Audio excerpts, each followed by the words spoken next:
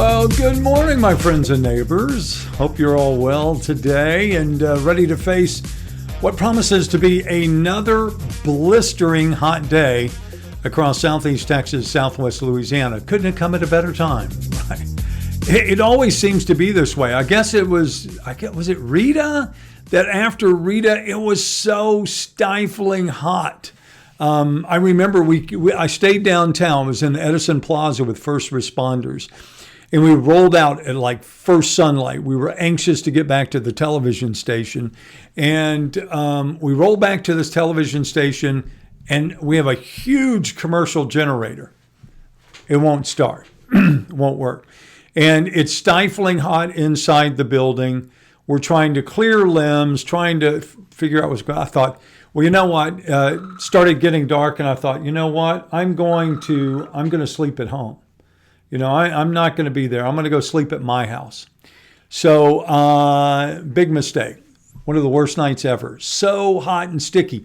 And I tell this story because many of you can relate, right? If you have been without power over the course of the last several days, you know what it's like if you don't have an AC of some kind and you're in your house, even if you have a generator and you don't have AC, you got a fan going, but it's still that thin layer of perspiration, it's uncomfortable. I hope everybody's going to be done with that before the week is out, at least here in Southeast Texas. So that being said, I'm Dan Gresham. This is my house. Thank you for inviting me into your house.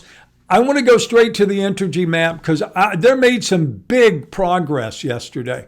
Let's take a look at this. You know, yesterday when we were here, we were talking, 70,000 people that were still without. Let's see what the numbers now are. And you can do this at home too. You just go and say, I want to see it by the county. And you can see they're at 32,075. That sounds like a lot of people. I agree. But keep in mind that this started out at close to 300,000 after landfall. Right? That's significant. That is very significant. And I think it's due to the huge number of people that they have doing the work. And it is a large workforce from all over the country. All right. So that being said, let's look at where the outages are this morning. And you can see in Beaumont, with the exception of very few spots, they pretty much got it wrapped up. Now we go down to South County. You have a couple of spots. Let me see if I can't take this in even further. And that's the beauty of this outage map. Look how far down I can go. I can take you all the way down to street level. You can do the same thing, at home on the website. But it gives you a great idea. You can see, oh, look, there's this one little pocket right there, right off Twin City Highway, Ridgewood Drive, Captain Drive, Crest Drive. That's Knoll in Port Neches. So, there's a pocket there, but you can go and see all the different areas. The really hard-hit area in South County, without a doubt, is Groves. Right there. I mean, look at that. Almost the entire community is without power in Groves. So when you're looking at southern Jefferson County, that's probably the hottest hit area. Still a few places in Port Arthur that are without. There's no doubt about that. I'm not discounting that. But go across the bridge, the Rainbow, you get over into Orange. Bridge City looking much better this morning. Not saying there aren't some outages. Same thing in Orangefield. Still some outages, but a lot more on than yesterday. But in Orange proper, it's still pretty tough going there. Also back up as you head up towards Mauriceville in northern Orange, and then parts of Mauriceville are still off as well. So there's a lot of red out there. Excuse me. But it's a heck of a lot better than it was 5 days ago. And to those who are still without, again, I can empathize. It wasn't that long ago I turned my generator off. Like 24 hours, just over 24 hours. So I get it. And I think everybody else does too. And all I can tell you is don't hesitate. If it's, call somebody that's got AC. Can I just come spend a couple of days? Can I spend the night with you? Right? And then, of course, you see Lake Charles. They're talking about weeks for Lake Charles before they get restoration of power. Let me also show you something this morning that I think that, kind of brings home a couple of points. One being how small our world really is. That you think, there's no truth to that. It's a small world, or the 6 degrees of separation. But I think there is some validity to that. I'm going to show you a couple of things. First of all, how many people that have just worked at KFDM TV have a connection to Southeast Texas or have a connection to Lake Charles? And I say this because you and I and anyone who has gone through a disaster, and I'm talking about Rita, Ike, Imelda, Harvey, the list goes on. If you've been through it, it's kind of like they talk about the different steps from, grief. It's the same thing with a storm. You go through these different steps. Now, the first is shock, disbelief, and then depression kind of sets in when the reality of it. But what's going to happen, if it hasn't already, with folks in Lake Charles, is they're going to start saying, how did we get forgotten? How come people aren't talking about us anymore? Where's the national news? Where's the attention for a Category 4, one of the strongest, if not the strongest storms to ever hit the United States, and now we're already relegated to back page? It's true. I know it's true. Now, the local news will be there. Let me show you. KPLC is there. And, people would go, I can't believe you're talking about another television station.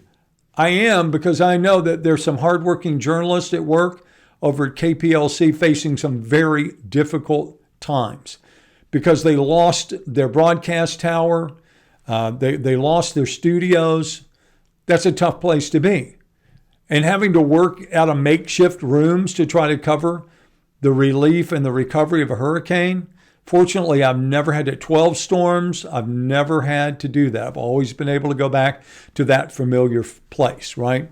But they are working hard. So if you want reliable information about what's going on in Lake Charles, we're going to have it on KFDM TV, the best that we can. But the people who are in the city are the ones who are going to have the best view. And that's going to be KPLC and all the associated media over there. And there are a lot of guys working, and ladies, in print and in radio and also in television that are doing a great job over there. Because again, it's a pretty big area, because you're not just talking about one city.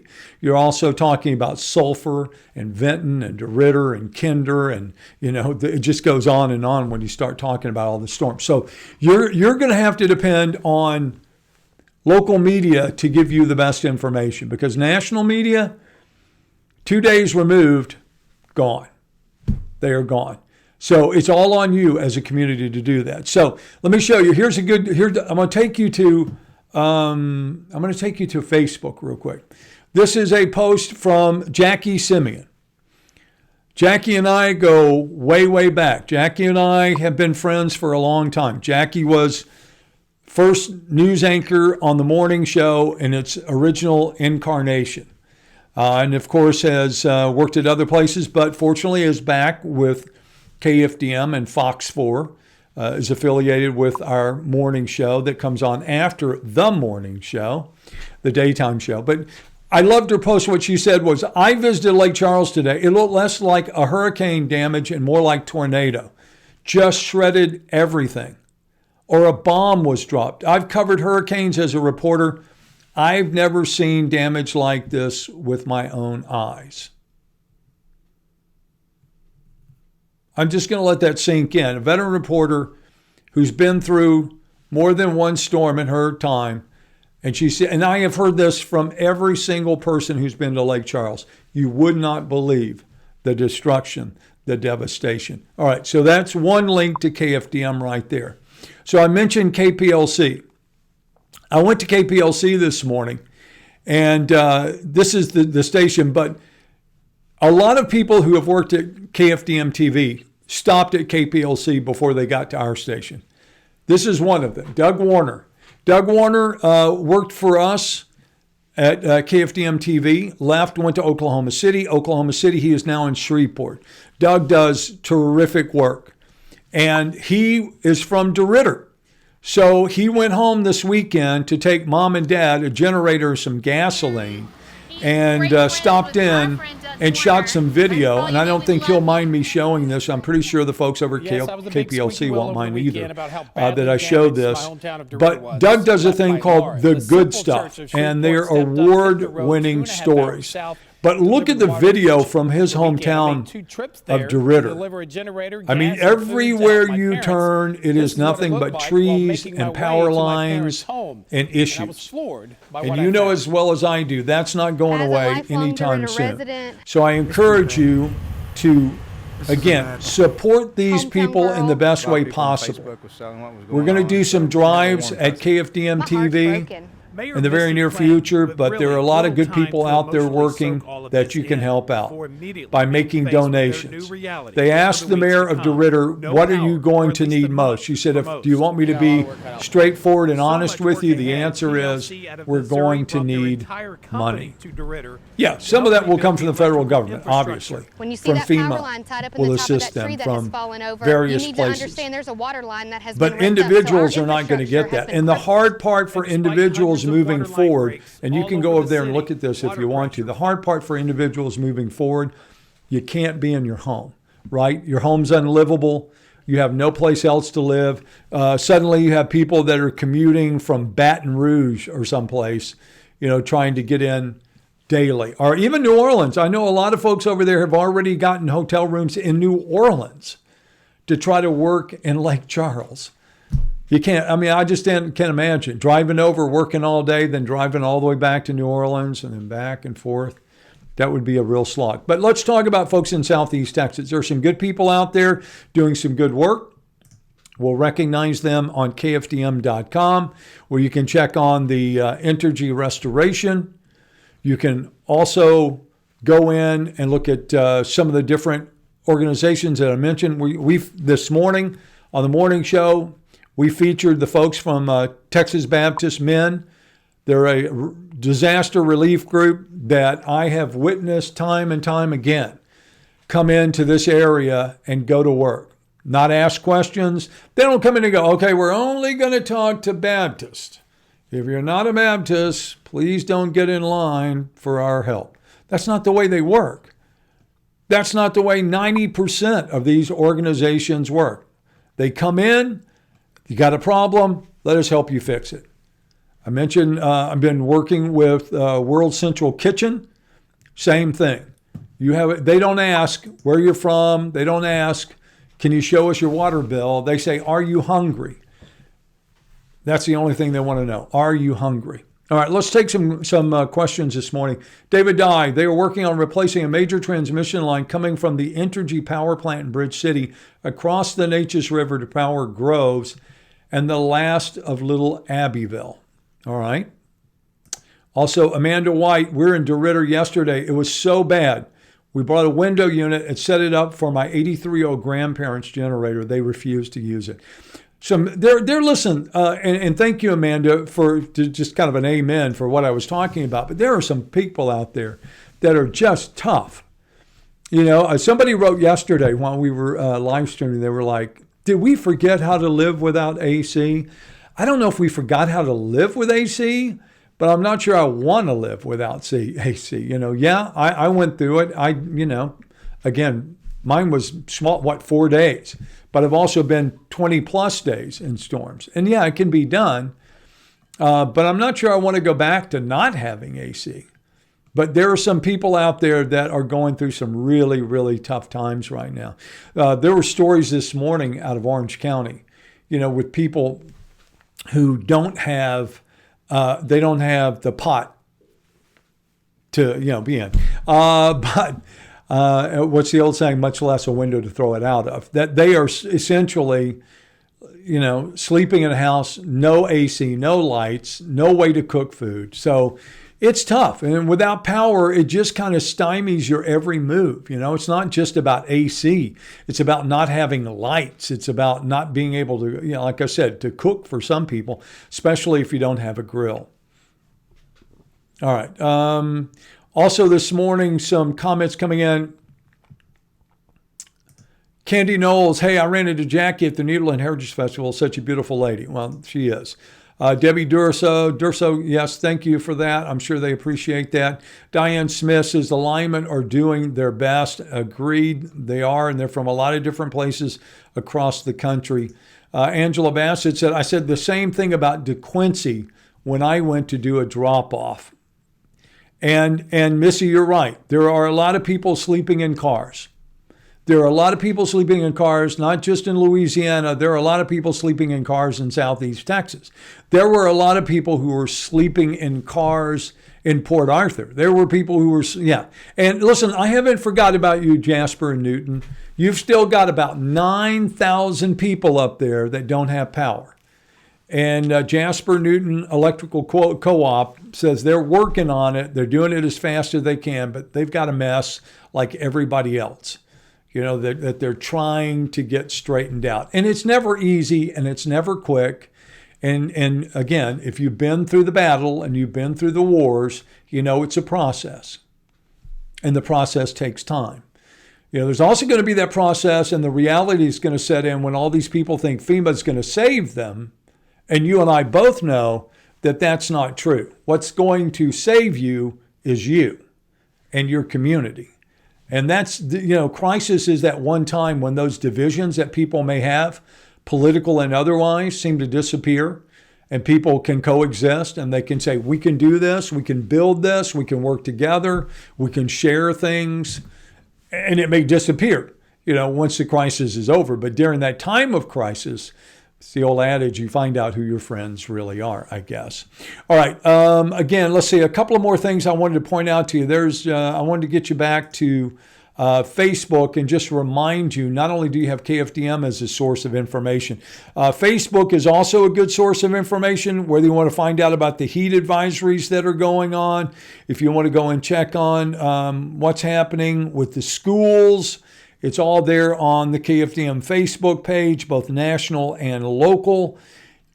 You can go in and check it out. And of course, you can also watch stories. For example, there's Ian's story on a family in Newton that had a tree come right through their house.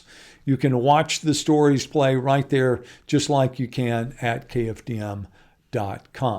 We haven't talked about it in a few days, about what's going on with, because I don't know, suddenly pandemic was not on the forefront. You know what I'm saying? It was about how do we survive? How do we get through this Category 4 storm? So the talk of COVID and mask and social distancing, well, I think it was there, and we tried to, you know, be smart enough to obey it and keep. It was also a bigger issue. Which again was survival. But now we've got to come back beyond that point to be thinking smart. But I did want to show you something that I think maybe, well, I don't know. I hope it's a positive sign. I do. I don't know how you put a whole lot of stock in numbers anymore, because it's been so confusing with people saying, oh, we didn't report that, but we reported this, but this does get. So it kind of blurs the numbers a little bit. But there are some numbers that I think you still look at. And to me, that's hospitalizations. And here it is, 4,203 Texans in the hospital yesterday. That's 816 less than a week ago. You would hope that that is a sign that's pointing us in the right direction. But there again, it's kind of hard to tell. But hospitalizations of what we have talked about here on the morning update for a long time. That, you know, if there's a bellwether, if there's something that would be a really true, it may not be testing numbers because of all the stuff that we've heard about not being reported or misreported. And people have and will make arguments about, this death was not really COVID. It was also, underlying health issues that was there. But it's still somebody's loved one. It's still somebody died, and if doctors say that it's COVID related. But when you look at hospitalizations, because the key was what you didn't want to do was overwhelm the healthcare system with COVID patients, because if you do, then the system shuts down, can't exist. Then what happens? Then what happens to the guy who has a heart attack or the person who has cancer or whatever? Creates huge problems. No, I think we can all agree on that. You don't want to shut down the healthcare system. So that's why we paid attention to that. All right, let's come back and see some other comments. Jamie Daniel Inman says, myself, my wife, and I are staying in Austin at the moment until power is restored to our home in Groves. I think, Jamie, if you have the financial wherewithal to do that, smart idea. I would, why come back to a house that is hot and there's nothing you can really do about it? So if you can afford to stay away, yeah. Diane Smith says, this year has been hard on everyone and it's not over yet. Diane, I don't like to remind people, but the hurricane season is not over yet. It's not over until November. That's not really true. I mean, calendar, it's not over till November. It's not over until the water temperature dips below 80 in the Gulf of Mexico. And we're not there. We are not there. Carlene Purdue says, love Texas Baptist men. People need to get a little tougher and get a backbone. Also, a lot of people are like, oh, thank you so much. I feel like I'm trying to be tough now already. Linda's often up some prayers this morning. I think we hit with Amanda there. Also, here's one. Being honest about local media there in the trenches, and we appreciate them. We appreciate it. This is not to say we do not make mistakes. I saw someone's post, and I understood what they were saying. They were saying somebody said something, and they felt like it wasn't the truth, or they discovered. We're human beings. We make mistakes. A majority of the people that I know that are true journalists have your best interest at heart, and they also live in the community, so they have a vested interest as well. I want to feel like I work pretty hard to earn your trust, so I'm not trying to do anything that would put me in a situation where moving forward you'd go, now you can have an opinion, you may not like me, I'm okay with that. Or you may say the guy talks too much, but that's my job. Or you may say he's too opinionated, but I try to be less of that if I possibly, and be objective about what's going on. But I always believe that I have the best interest of the people that I'm talking to. Why wouldn't I? What would be I know a lot of people would say, well, you represent this, or they tell you to say that. Not where I'm at, not from my seat, they don't. And I've been doing it long enough, I guess I'm, the old school, hardcore. I would walk before I do that. I would, because I just don't believe that is the way it should be done. But fortunately, I don't have to worry about that at this point. All right. So let's do this. Give me a shout out, if you will, if you want to, drop by and post a comment. I always appreciate that just because it gives me an idea that you're there. Also, of course, would love for you to go to kfdm.com, to our Facebook page, to check out what's going on. Stay up to speed with what's going on. Want to remind you too that moving forward, we will be having, of course, newscasts throughout the day, noon, 5, 5:36, 9, 10, 4.5 hours of local news left on KFDM and KBTV. So catch up on that. And then, of course, on Facebook, all of our social media. We will continue to update what's going on the Entergy websites throughout the day as we get new information and new. So rather than go, oh, am I on at 2546, something lane? It's better for you to go and check or make a phone call to a neighbor. You're probably going to have a better result than, and I hate to say this, but people have told me, I thought I was on when I went to the website, but then when I got there, it wasn't. So, that's possible. It's certainly possible with technology, right? All right. So that pretty much is all I have today. I want to tell you again, thank you for your time, as I always do, and remind you too, there are other ways that you can catch up. You can catch up at, of course, here on Facebook, the KFDM news page. You can also catch up on tweets at Morning TV Dan. That's my handle there. And then YouTube, Dan's at Home. You could subscribe, and we post all of these updates onto the YouTube channel as well. All right. So that being said, I've got one final story. You know, I've been trying to end on a positive note, something lighter when we end the at-home updates. All right. So check this one out. This is courtesy Houston Chronicle this morning, where it says Texas accent said to be the sexiest in America. Sexiest in America. Who thunk it, right? So I'm like, what does that mean? Where does that come from? Well, it says, for the second year in a row, Texans reign superior with regard of attractiveness of their accents, according to an international media company, Big 7 Travel. Whatever the reason, a poll done by the Travel Recommendations website said that individuals from around the world agreed that a Texan accent was the sexiest in the United States. All right, all right, all right. Now, while the poll doesn't give a specific reason why, some said, and see, this is why you always go, really? Maybe, no, maybe not. Because they described the Texas accent as a Southern accent with a twist, with strong R's and plenty of howdies. When's the last time you said howdy to anybody? And then what also threw me a little bit on this is it said Texas was followed by New York, Boston, Alabama, and Chicago.